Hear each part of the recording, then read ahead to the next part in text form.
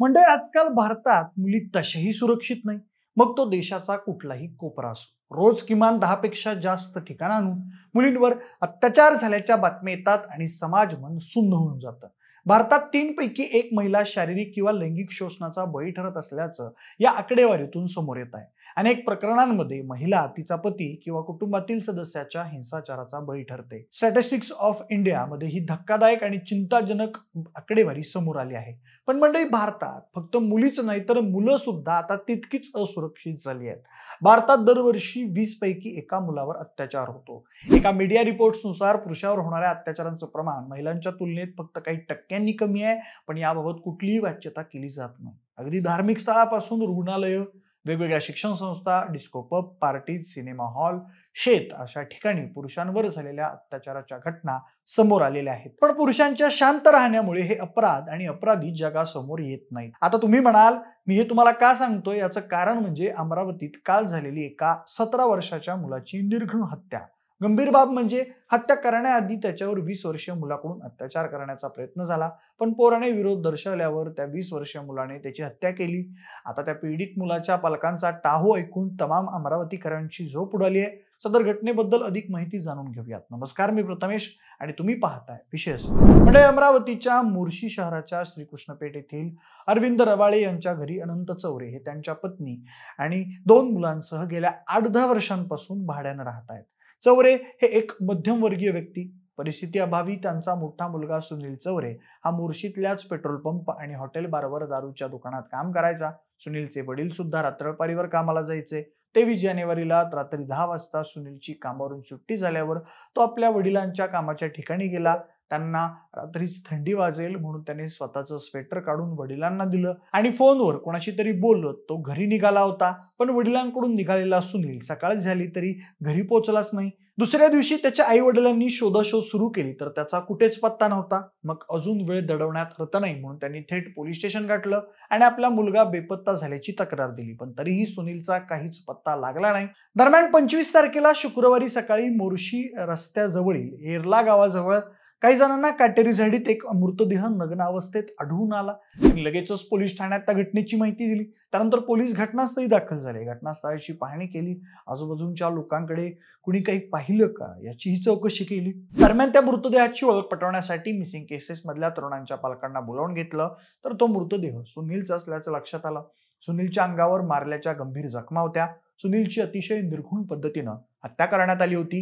त्याच्या अंगावर फक्त शर्टच बाकी राहिला होता. शिवाय पोलिसांनी अजून शोधाशोध केली तेव्हा सुनीलच्या चपला आणि पॅन्ट त्याही शेतात आढळून आल्या. मृतदेहाची ओळख पटली होती पण अजूनही सुनीलच्या मारेकऱ्यांचा थांगपत्ता लागत नव्हता.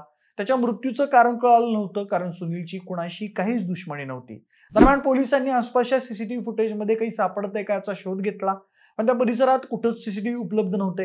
त्यामुळे आरोपीपर्यंत पोहोचणं भलतंच अवघड होऊन बसलं होतं. पण पोलिसांना सुनील जवळ एक गोष्ट आढळून आली नव्हती, तो म्हणजे त्याचा मोबाईल.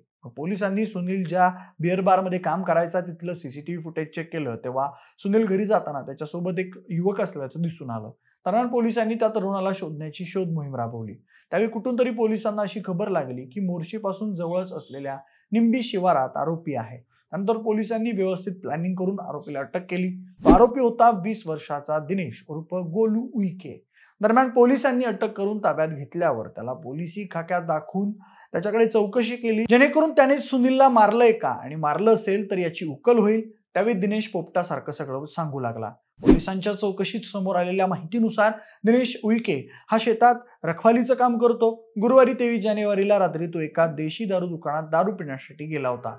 हे तेच दुकान होतं ज्यात सुनील काम करायचा. इथेच दिनेशची नजर सुनीलवर पडली. दिनेश दारूच्या नशेत होता. जेव्हा सुनील काही कामानिमित्त त्या दारू दुकानाजवळ गेला त्यावेळी दिनेशने त्याच्याजवळ जाऊन त्याच्याकडे अनैसर्गिक संबंधांची मागणी केली.